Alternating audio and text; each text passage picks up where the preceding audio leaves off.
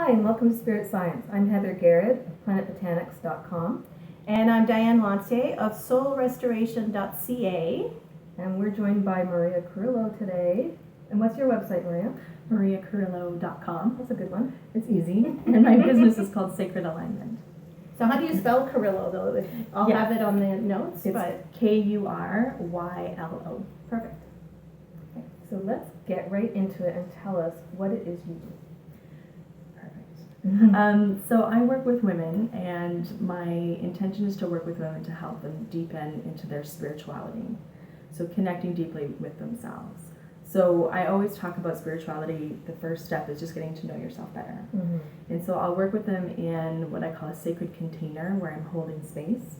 So we can look at some of the things that aren't working for them in their life and kind of trace it back using energy work, using meditation, using different metaphysical techniques, mystical techniques, to help to get to the root source of what's happening. And then from there, help to shift what I would call like the shadow side into the gifts that we all possess. So you're an Eden energy worker. Is that what you use in the circle? Yeah, my foundation is Eden Energy Medicine. Donna Eden is a world-renowned energy healer, and she works in the United States. And that's the foundation. But I have also been involved with yoga for 10 years. So really following the spiritual path of yoga. And I lead yoga teacher trainings in Ottawa. I did not know that. Yes, I do, at Ramalotus. And so really working on those spiritual foundations and pairing that up with the Eden Energy Medicine. And I'm also a priestess. So a priestess being not necessarily a common word that we use anymore, but essentially somebody who holds space for spiritual development. So working with divine feminine energy, with goddess energy, and different goddess archetypes. That's sort of my toolkit. And I like to play with aromas and crystals as well. Very good. I'm glad to hear that. Hence why I'm always in your shop. So how did you get into it in the beginning? Oh, that's such a good question. I was drawn towards yoga in my 20s, and I met some fabulous teachers who just kept me going. I have a background in political science, a master's in political science, and I was working for Environment Canada for a really long time, and I knew that wasn't quite where I knew definitively that's not where I belonged. You worked there too, right? Yes. And after I had kids, I had an opportunity to take some space and to really look at my life and what it is that I wanted. And I've been doing personal growth workshops and trainings for a really long time. And there came a point where I was laid off from government, and I had always a blessing, by the way. A blessing, an opportunity to do something different. And it's, people talk about like those moments of serendipity, divine intervention. Donna Eden's book kind of made its way to me, and I wanted to learn more about the chakras. I'd already studied yoga, Hatha and Kundalini yoga, and she talked about chakras. I'm like, I wonder if she does trainings, and one was starting 3 weeks from that point. And I was in BC at the time, it was in Vancouver, so I had no idea what I was getting myself into. And so it's just been a process of just following the next step, like what is my gut calling me towards studying next. And it's been a really beautiful unfolding, and then really understanding this awakening within me, like a remembrance of what my gifts are and what I'm here to do. And so that was just a process of moving forward and trusting it step by step. And does Eden Energy Medicine is for everybody, or like how did you get specifically into the women only kind of? Oh yeah, no, it's absolutely for everybody. That's again being really there's a big shift that's happening in the world right now, right? Where our old systems are crumbling, and Yogi Bhajan from Kundalini Yoga talks about the age of Aquarius, and there's the world's coming to an end with the Mayan calendar in 2012, but energetically there was a huge shift. And so what is happening is this rise of yin energy or divine feminine energy, and that's something that was awoken within me. And so working with women felt it's just the right place for me right now. And as women begin to heal and take more ownership of their lives and their gifts, we can also hold space for men to heal, for that divine masculine to rise and find more of a balance. So that's why I work with women. And for me, I think it wasn't necessarily my comfort zone either. And creating relationships with women and friendships with women always felt a little tricky. So delving into sisterhood and holding women's circles, which is a big part of my work, was another edge. But it's you know, we do what we need to learn for ourselves in a way, and then we can hold space for others to do that. Yeah. Yeah. But Eden Energy Medicine itself is absolutely for everybody. Okay. Yeah. I had her energy medicine book, and then she had one for women, I think, for specifically, I really like her work as well. I think it's interesting what you were saying about the process, right, of your path, and I think it's important for people to realize that you don't just do one session of something and then, you know, sometimes different. Yeah, like sometimes a session of something can be really life-changing, but the process of finding who you be and of discovering you and your gifts, it's an ongoing thing, and you keep going to what feels light and what feels right, and keep discovering, and I love that you said this is what I do now, because you know that might not be what you're doing in 2 years, and that's okay, and that's really going with the flow, right, and being true to who you are and what you desire. So that's awesome. Yeah. No, that's something that's really important for me to do. There's something within me that, I mean, my business is called Sacred Alignment, and finding that alignment within myself and being really holding myself in integrity is really, really important for me. Yeah. And it's always been there, and that's why doing certain things like working in the government, I knew it was where I needed to be at that moment, but I knew it was leading me towards something else. Yeah. And following that has been, just an absolute for me. I've had to. Tell me more about the priestess thing. Mm-hmm. I'm intrigued because I have in recent times kind of reconnected to the witch part of me, the goddess part of me, the priestess, and interestingly, I have a friend who was just telling me this morning that that's come up for her now in the last few days. So for you, what is, and people will probably wonder what that is exactly, and I'm curious, for you, does that mean ritual, or does that mean, is it what you do, or is it just who you are, like what you understand yourself as being? Do you understand my question? Yeah. I think first and foremost, it's definitely how I understand myself to be. Okay. And when I had my last teacher training, my students were asking me about this exact question. And I said, it's not like I want to go out in the world and say, I'm a priestess. Like, who wants to say that? Like, right. What does that mean? Right. So for me, it's like this real thing that woke up inside of me. Right. And a priestess is very much the opposite of a priest. Like, a priestess is within a religious structure with lots of authority and hierarchy built within it.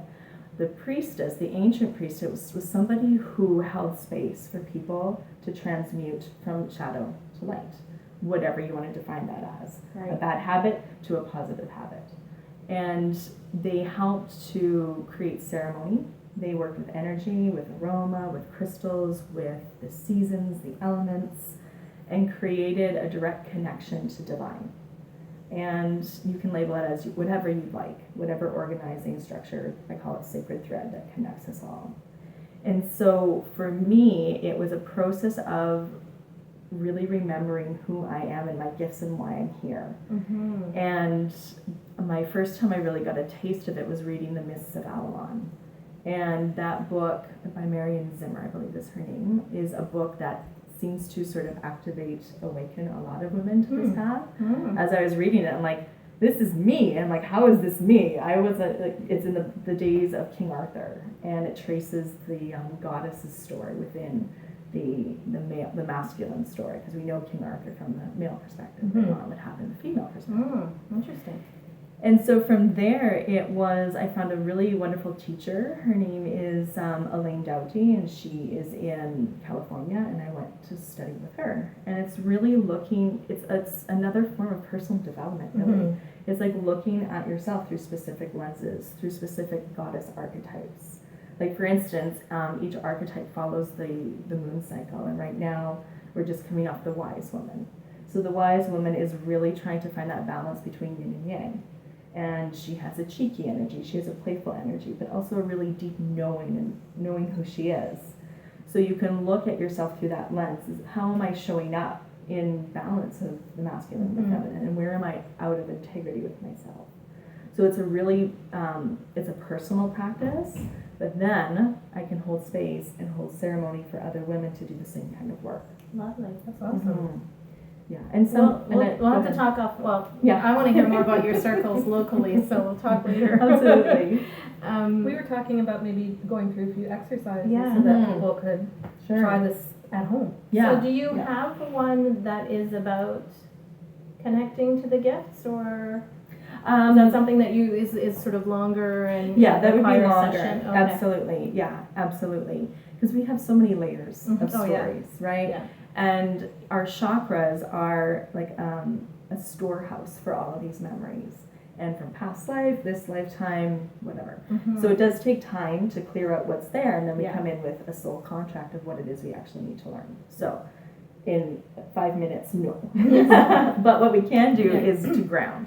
So grounding and really connecting with yourself and creating that space to hear your own inner voice and your inner heart, that's step one to any practice, right? This is why people go to yoga. They find that. What does grounding mean Mindfulness. to you? Because So- I find it means okay. different things to different Mhm. people. Mhm. For me, it's knowing that I'm fully in my body, I'm Mhm. fully present, that I can feel my body, I can sense what's going on around me. I'm not necessarily distracted by other things, right? And so I use connecting with the earth as a way to ground because it's tangible, it's right beneath our feet. And it's in our root chakra, and our root chakra is all about our life, our physical life on this planet. So really connecting down through the feet into the physical is grounding for me. Okay. Mm-hmm. Cool. Okay, so let's Do do it. ready. Okay, so I'll get you to close your eyes, and if you can, your feet are on the floor, and then just begin by finding the breath. You can place your hand on your belly, and as you inhale, your belly gently expands into And your just hand. be careful you don't go into meditative Thank you. voice. Nobody will hear you. And as you exhale, the belly gently drops. Inhale, the belly expands, and exhale, the belly drops. So you want to keep that nice expansive breath, and then we'll do some tapping on meridian points. So you can keep your eyes closed or peek open if you need to, then close them again, and keep that breath moving.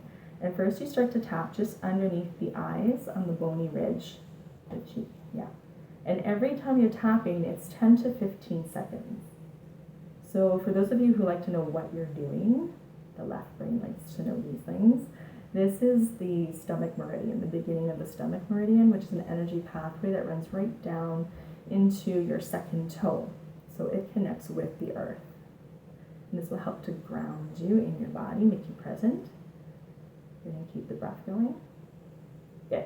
And then you're going to find your clavicle bone and just go underneath it. It's kind of a soft spot between the first rib and the clavicle. And you can massage deeply. Oftentimes it's quite tender.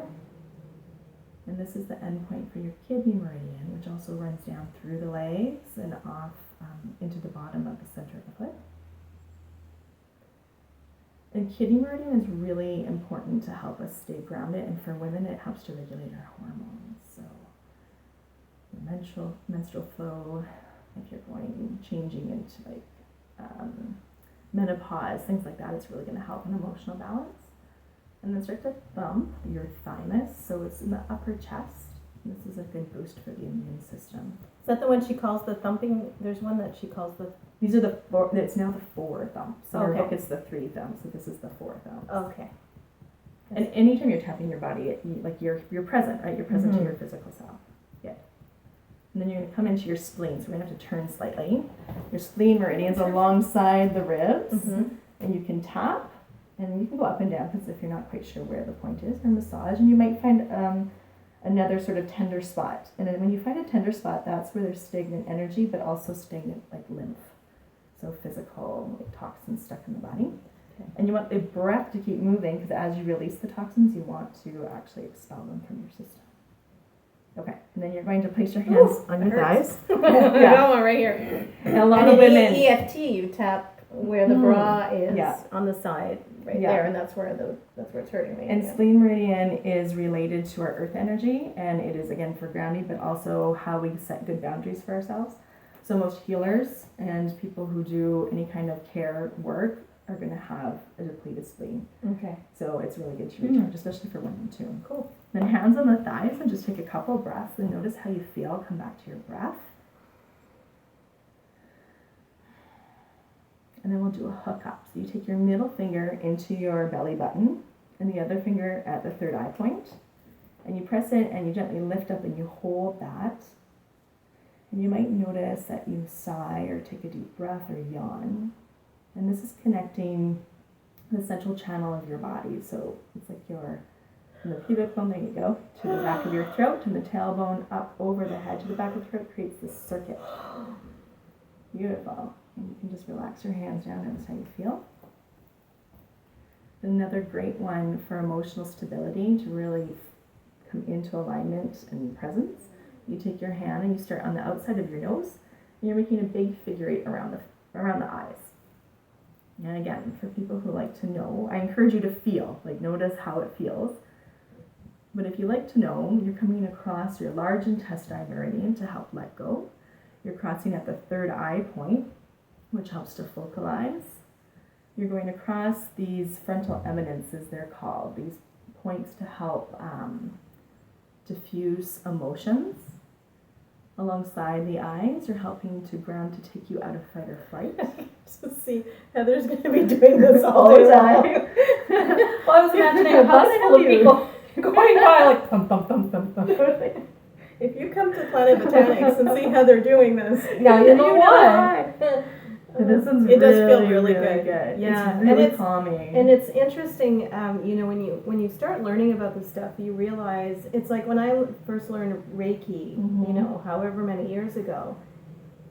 I remember talking about how we kind of do things naturally. You have something hurts, you put your hand on it, right? We kind of go naturally to those healing things, and I feel like what you're just, you know, that figure 8 is something we will naturally kind of do when we're, you know, we're tired or you're the thinking. brow of a child that's upset or trying to get them it's kind of a natural movement that you may not intentionally do it like a figure 8, but you'll kind of, you know, do this kind of thing. You clear your face, you clear the energy. Yeah. Absolutely. Yeah, Donna Eden calls these the oh my God points. Because when we're stressed out, we're like, right? Yeah. We hold our head and we shake our head. Or when you're like in drama. Yeah, exactly. And so that helps to diffuse all emotions. And there's specific points that will target particular emotions, but this is a good one for all of them. And then stroking behind the ears. This is a really good one to take I you just out felt of that just as fight you or were flight. doing it. Yeah, so when you're stressed out, this sends a message to your adrenal glands and to your whole fight or flight system that everything's okay. You're calm. And do you think is that why women put their hair back a lot? Well, probably. But I know I do it to my kids. Right? Yeah, that's what I was my thinking. kids. Again, when And you're the stroking the women who have long hair often do this, that. right? And think about how much cats and dogs love it when you go around their ears, because it's really, really, you can feel it. You start to calm, the whole system calms down. Very cool. Go have a nap now. Yeah, exactly. So is there anything else? Sorry, I didn't want to interrupt your flow. No, that's anything good. else? So we were talking about kids, and I remember from Donna's book that she had specific things that she suggested for children, like the cross crawl. So is there anything that you could suggest as a daily practice with Everything kids? we just did is actually really great for kids, and they don't question it. They think it's really fun. Yeah. Right? And then this is a nice one. This is like a substitute for the cross crawl, but for kids, I find like my kids don't really like that. Okay. So then actually taking like your opposite hand to opposite knee, you can't really see in the video, but you cross the midline of the body, and that helps the left and right brain to communicate more clearly. Right. So really good for kids with like attention deficit disorders, dyslexia, any kind of behavioral issues, is usually because they're overstimulated by the world that we live in. So if you can get them to do cross crawls and a little bit of grounding, also they're great at visualizing. So just have them imagine like they have like golden light coming all around them to clean their whole system, and they'll do it. My kids are so cute. I'm like, hey, clean your aura. They're like, done. Does your husband clean? That's awesome. No, he does not. He doesn't. Yeah. Poor thing. He's like, he would benefit from it definitely. He's very sensitive. So I've been doing bars on my son, my 6-year-old, and so at night he'll ask me to do bars on him. It's really cute. Yeah, they respond to it. Yeah, or he'll like, you know, his a stuffy or me, he'll say, you know, that he's doing Reiki on me and just put his hand on me. Yeah, it's very sweet. They like energy. But it's so nice to have that at such a young age because, you know, as time goes by, everything sort of gets drilled out of them. And so if they already have it as a tool to begin with, it's such a bonus. Yeah. Such a bonus, yeah. I mean, it all comes down to self-care, Yeah. right? And the more we can care for ourselves and the more grounded and centered we are, the more easy it is to hear what's actually real for us. Yeah. Yeah. True that. Mm-hmm. Well, thank you very much for coming. You're welcome. This Yeah. was This needs to be like a 5-hour conversation, not half Oh, an and I hour. love sharing. Oh, well, I so why love don't you tell sharing. us about your offerings? Sure. So Yeah, on my promote yourself. website, mariakurylo.com, or Facebook, it's Maria L. Kurylo, which way? And I offer in Ottawa something called the Sacred Sisterhood, which is a women's circle, and we gather once a month. Next year will be quarterly, to do this work together, building on a safe, sacred space for women to connect, and women who are spiritual seekers. And then I also have an online free offering called the Virtual Sacred Circle. And we meet, it's on my website, you can sign up for it, and we meet twice a month for 1 hour, and I lead women through, I guess, personal development, cleansing, rituals, whatever, it depends on the theme that comes up. Awesome. And then I also have my one-on-one practice. I see clients in my home. And next year I have some programs starting, so. Oh, just Yeah. quickly, tell me about the energetic chiropractic stuff. Right, so that's really, really cool. Basically, I mean, our whole structure is built on an energy grid, an energy system, and it feeds our physical. And so there's a way to work with the energy to help the bones and the muscles to realign in a place that's going to give optimal flow of energy and health to your system. Sounds perfect. It's really amazing. Yeah, it's really, really subtle, and it's like going to see, I'm not going to say it's like being a chiropractor. I mean, I'm not a certified chiropractor. But when you go and have body work done, oftentimes there's a period where you feel maybe even a little worse for a while as things are shifting back into the place. The same thing happens. So it's really amazing to see how the body can react and can shift And to the where did you energy learn work. that? There's a wonderful teacher named Ellen Meredith, who's also an Eden Energy practitioner. She's Okay. been doing this work for 20 years, and I had the chance to study with her in Toronto recently. Oh. Yeah, so I've been doing that work on myself and my family, and my daughter has a separation in her core, so in her core muscles that she was born with. So we've been using the energy chiro to help bring the muscles back together and create some strength and alignment in her spine. So Awesome. yeah, it's really Seems cool. miraculous. Mm-hmm. All these things are really, Really? when you Yeah. find out about the different ways that you can live your life, it's Yeah. extraordinary. Yeah, we just don't. We're attuned to all of this when we come in, when we're born. Right. And it's like a language. It's just not reinforced, so we forget. Right. But it's Yeah. all. Well, built in even there. like children and crystals, I was going to say too. You know, children don't have any hesitation about going and grabbing whatever Mhm. stone. Yeah. We have to overthink things sometimes. Yeah. Well, does the crystal pick me? Do I Yeah. pick the crystal? Or Yeah. anyway, I just say we overthink. Yeah, most we of do. life. Absolutely. My Well, son because was we try doing- to understand all of this with Yeah. our little brains. Yeah. And like I've been going through stuff that I'm like, I can't, like I don't even know how to, and then I have to just not try Yeah. to understand because it's accept it bigger as- than that. yeah. And so when you try, you know, every time you try to understand something with your brain that is bigger than that, you're just contracting more and more, right? I always say to people, how does it feel? Yeah. Right? If it feels crappy, then you need to listen to that. If it Yes. feels good, then follow more It's of that. that Right? simple. Yeah. Yeah. It's that simple. So. Awesome. Mhm. Very good. We're going to have a chat after this, but thank you very much for that. Thank That you. was This like was the tip of great. the iceberg is what I feel like this Yeah. conversation was. Yeah. Yeah. So, and make sure you check out Maria and her website. Thanks. Awesome. Thank you. Bye. Bye. Yeah, go ahead. Now I can't remember which one it is. This one? Yeah.